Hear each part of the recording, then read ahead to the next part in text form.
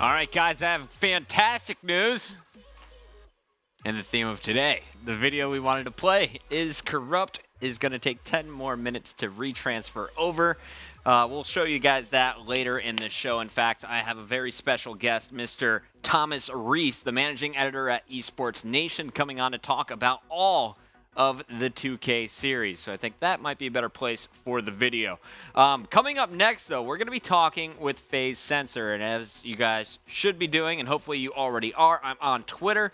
And I wanted you to send me your questions for Censor. Hit me up right now if you haven't already at MLG Puckett. If you ask a great question, I will ask it live and give you credit on the show. So, Censor, let's look back and talk a little bit about this guy, Doug Martin. Young guy, only 19 years old. Already he is a national champion, winning that title back with Next Threat and Black Ops 1. Since then, he's been hitting the gym nonstop, and when he's not in the gym, he's gaming harder than ever. You saw him form a brand new team in Strictly Business, the squad that kind of caught everyone off guard at UMG Philly. But from there, they proved that Philly was not a fluke. They improved their teamwork, they improved their communication, they went on to the U.S. Regional Championship after several weeks of crushing in the MLG Online tournament, and they went into the U.S. Championships, took out FaZe, the number 8 seed in round 1. Following that, they had to play Complexity, 3-0'd them. From there, they beat TK and Cole again to dominate the tournament and take it without losing a single match. SB then went to the Call of Duty Championship, and now it's time to pick up that story with Doug live. Censor, welcome to the Esports Report Daily Update. How you doing, brother? Your mic is muted. Otherwise, we're just not taking your Skype feed. Let's see if we can get this. Can we get that going? Give me that unmute. Not working here. Wrong. Let's get this sorted. All right. So while we work on getting Doug working, let me just pick it up here. So Strictly Business comes in with the number 1 seed at Call of Duty Championships. They go into pool play, and they crush. From there, they had a pretty interesting road through the winners bracket, fell a little earlier than they wanted to, and went to the losers bracket. We're going to throw it to a quick commercial break while we get Doug sorted out. Doug, you there? Yeah, can you hear me? Yes. No commercial needed, my friend. I was getting worried. How you doing today? I'm good. How are you doing? Pretty good. Can I see those biceps? No. None? Sorry, no. All right. I'll wait. No. I'll wait till later. I told you to do push-ups before the show. Real quick. Oh, yeah. Fix the headset. Mine goes the opposite way. It just hangs like Oprah. Anyway, so Doug, we're talking about your Call of Duty Championships. We'll talk about your new squad in a moment. But first, let's talk about the route that SB took through COD Champs. You started out open in pool play, and you went 3-0 there. Any tough challengers in group play for you? Not really, to be honest. Our first match was the first match of the tournament on main stage. We played, I believe, one of the French teams. I forgot their name. Vitality Returns, I think, yeah. I think it was Vitality Revenge or Returns, yeah. They took a search on us, and it went to a game 4, but we closed it out pretty easily. And we went 3-0 in the pool play. It was a pretty good day for the team, and we felt confident going into the next day. Now, the next day opened up with, we saw some pretty solid series going down, a lot of upsets early on. We saw TK getting taken out by Optic Gaming. What was the road like through the winners bracket for you guys? Talk me through your first matchup. Well, our first match of the tournament was against Envious. The randomized brackets put us with Envy, and then on the other side, it was Optic and TK. That was our round 2. We had to play the winner of that. We played Envy first round. First match of the day, no warm-up at all. The refs were really strict, and we were a little bit late to the match, so we couldn't warm up. But we took that 3-1 against Envy. I'll talk later about what happened when we play them again, but it was a pretty easy match, to be honest with you. I felt very confident with the team. It felt just like regionals in that first match. And our next match was Optic Gaming. Optic Gaming on the main stage. Yeah, a lot of thoughts go through my mind looking back at that match. The first thing I want to say is Optic played out of their minds. I don't know what got into those boys, but they played amazing. They definitely turned a lot of heads. No one expected them to do what they did, but hats off to Optic. They had a great tournament. And so you guys opened things up in domination. What went down in game 1? Can you remember back that far? Yeah, Domination Strike Zone. Yeah, it was the first map. It was our best map. They just came out guns blazing. They were just outgunning us, out shooting us. They were outplaying us completely, and they won the first map, and they went up 1-0 in the series. And that was something that I was really surprised by, because if you watched SB at the U.S. Championships, you guys looked incredible, running 4 MTARs. A Bulldog at times came out in Apathy's hands. So Optic Gaming took you out in domination, but what happened after that? We had to go on Search and Destroy Octane, and we felt really good playing them on that map. We played them about 4 times at the Optic House on that map, so we knew everything they did. They knew everything that we did, so we were really excited to play the map. We went down 5-3. We brought it back 5-5, and in the last round we had defense. They just quick planted the bomb without us seeing it, and they just defended the bomb and won 6-5. Sneaky nade. And then after that, I thought you guys were done. I was like, holy crap, Optic has just got a big 3-0 over TK. They're about to 3-0, strictly business, but you guys kind of turned it on in that next blitz and domination.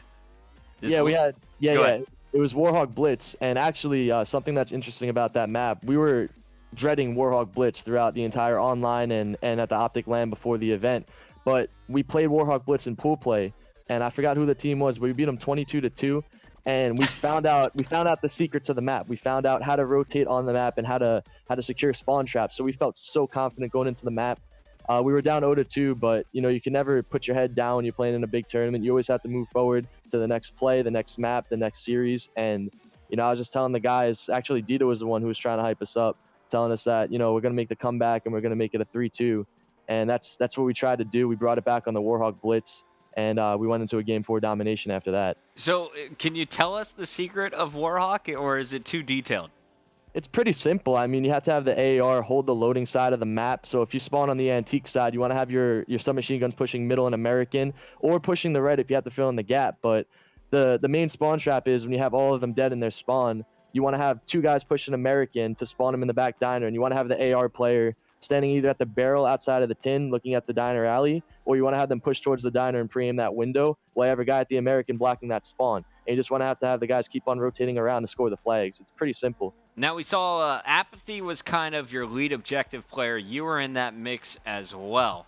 Were you focused purely on the caps like Nadeshot was on the other side, or were you kind of being a distraction? Because I saw a number of times where you'd both be at the base, you were drawing attention up here, and then Apathy would slip in the back from American. Yeah, I just do whatever I have to do in the situation, and I try to adapt as fast as I can. If I need to sneak, I'm going to try to sneak. If I need to slay, I'm going to try to slay. If I have to fill in a gap, I'm going to fill in a gap. And I was just playing off my teammates at that point. Apathy was taking a really sneaky objective role, so I just tried to help him out and bait and switch correctly to get some flag caps. Now, after that game, you went back into another domination. Of course, you lost Strike Zone, but you turned it on. What was it, Sovereign, Game 4? Yeah, Sovereign Dom. Sovereign Dom. So you were able to take that, and that led up to an epic moment. You were going Game 5, a 2-game comeback against Optic Gaming for a spot in the semifinals. What went wrong in that Game 5? Game 5, I believe, was Warhawk's Search. I think we went up 2-1 or 1-0, 2-0, something like that. We had the lead, and then everything just fell apart. We didn't clutch. We didn't play smart. Nobody was communicating with each other, and Optic was the better team in that map. So after falling to Optic Gaming, you dropped to the losers bracket, and we saw on one of the side stations you played Rise Nation. Now, Rise Nation was coming off a big win over TCM Gaming. Yeah, Rise is a team that plays a lot like we did. They had Fierce, who was the AR, Dito was our AR, and then you had Pac-Man, Looney, and Wheat, who were all aggressive sub-players. Me, Saints, and Apathy are all aggressive sub-players. So it was a really good matchup. It was very close, actually. We won it 3-1, and we had to come back on the domination, and we won in the final seconds to move on. It was a very good series. Did they take the search from you, or did they take the first dom in that series? We took the first dom against them. It was really, really close, like I said. And then the search and destroy, I think they took it like 6-2 on us. But then we had Warhawk Blitz. We were really on point in our respawns that entire weekend. And Warhawk Blitz we won, and then Freight Dom, they came out guns blazing. They had the lead on both sides of the domination, and we came back and we won by about 5 points. Pretty darn impressive comebacks there, and that led to a FaZe matchup. I thought this one was going to Game 5. Again, I was nervous for you guys. You 3-0'd FaZe. What went down in that matchup against Classic Replays, JCap and the boys? Yeah, I think the first map we had was domination on Strike Zone, and we won the first side by about 50. I didn't expect that to happen at all. That doesn't usually happen in competitive to win a strike zone down by 50 points on one side, but Right. It's kind of our hard team, to not control at least one flag. it's very hard to not control one flag, especially on strike zone. It's hard to get the 3 cap, but when my team is on, they're on, and when they're on fire, they're on fire, and we were on fire in that FaZe match. We took the down by about 50. We took the search like 6-1 on Warhawk, and we took the blitz, I think, 8-5. So really impressive games going there. And I got to ask you, just because we had Theory on a few minutes ago, did you see a hole in FaZe's gameplay? Did you know that this breakup was going to come, or that they needed to sort some things out after the tournament? I didn't see it coming. I honestly expected to stay with strictly business. I know you're going to ask me about the move to FaZe Black later on after the COD champs, but I thought I was going to stay with strictly business. I didn't think FaZe was going to break up. They're a good team. I just felt that they ran too many ARs, and we knew that, so we had to be really aggressive on them. So that's kind of what we did. We just played very aggressive against the team, and we did what we do best, which is running some machine guns, being aggressive, getting in your face, and they couldn't counter it with the ARs, and that's how we won that match. Well, after that match, you guys were fighting for top 3. You matched up against Envy, and the loser semifinal, basically. You went up against them, and Envy this time was able to turn it around. Of course, there was no continuation except for the grand final, so this was a make-or-break series for you guys. And Envy somehow turned things around and were able to 3-0 you. What happened in this series? Feel free to start wherever. Just sum it up for me. Well, just like how I said with Optic Gaming, Envy just came out on fire that entire weekend. That was their event. Besides for the first match against us and their first pool play matches, once they went into that losers bracket, something clicked with those guys, and I still can't get my mind around it. I don't know how that happened. Domination Strike Zone was the first map. We won by 2 on the first side, so we felt pretty good. We thought the next side we'd turn it up and win, but Envy just came out, on fire. I think they won it by about 30 or 40 points on that second side. And was there any player in that second side that kind of was giving you trouble or just went off? Off the top of my head, I think it was Nameless. I can't really remember, but that whole team was just filling in the gaps, playing their roles, securing flags, getting cutoffs. They were playing as a team, and we weren't, and that's how they got that first map on us. Well, Search and Destroy had seemed to be kind of an issue for you guys throughout the weekend. Like you said, the only map you lost was Search to the French squad. Vitality returns in pool play. We saw some early losses and that late loss to Optic Gaming. Did you feel confident going into this game too? Because S&D was definitely Envy's best game mode that tournament. And they showed it, didn't they? Yeah, we felt really confident. We just came off a 3-0 win against a great team, and we played Search Warhawk against FaZe. We won it 6-1. We had problems on the map earlier in the tournament, but we talked about it, and I figured going up against Envy, we already played them on the map once. We knew what they did, and we changed what we did. But little did we know, Envy would win it 6-0 against us, and it was probably the most embarrassing map of my entire career. I've never seen anything like that before. So you were down 2-0. I'm not even going to talk about the stats of that one. You're down no. 2-0 going into game 3. You were in this exact same situation against Optic and were able to take the next 2 games. But was kind of the way you lost to Envy the difference maker in that game 3, or were you able to come into that blitz fresh? I tried to come into the blitz fresh, but honestly, I couldn't. The team couldn't. Envy was on fire. There was nothing we can do at that point. I tried to tell them to shake it off. We all tried to shake it off. We just looked at the stats, and we kind of put it in the back of our head. But Envy was thinking about it the entire blitz, and they came out, and it was a very close map. It was always tied, or they were up by 1, we were up by 1, and they ended up winning by 1 point in the final second. So Envy beat us on our best 2 maps, and they beat us 6-0 on that search. So I thought at that point they were going to be the favorites to win the entire tournament because they were playing phenomenal Call of Duty. They were looking so good through that losers bracket. In the end, they went on to beat Optic Gaming and face off against Complexity, where they fell short of the grand finals. But you guys finished in the top 4. You made some serious money in your first world championship. What was the event like overall for you? Did you get enough? Were you happy with the 4th place? How much did you guys make, by the way? $100,000. How many? 100,000. 100. So that's double your biggest check ever, right? Yeah, it is. So what were you guys happy with that? What was the feeling leaving Call of Duty Championships that day? Disappointing. Just bummed. Disappointing, yes. We won the regional event. We were the first team to beat Complexity. We beat every single team at regionals.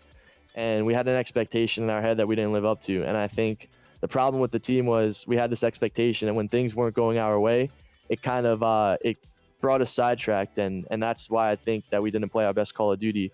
But regardless, $25,000 is a lot of money, and I plan on putting it in the bank and investing it, and putting it towards esports and in the future of esports. So it's a good amount of money. It's disappointing to not win, especially at a world championship, and not to play your best Call of Duty at the world championship, which is the most important event of the year. But at the same time, $25,000 is a good amount of cash.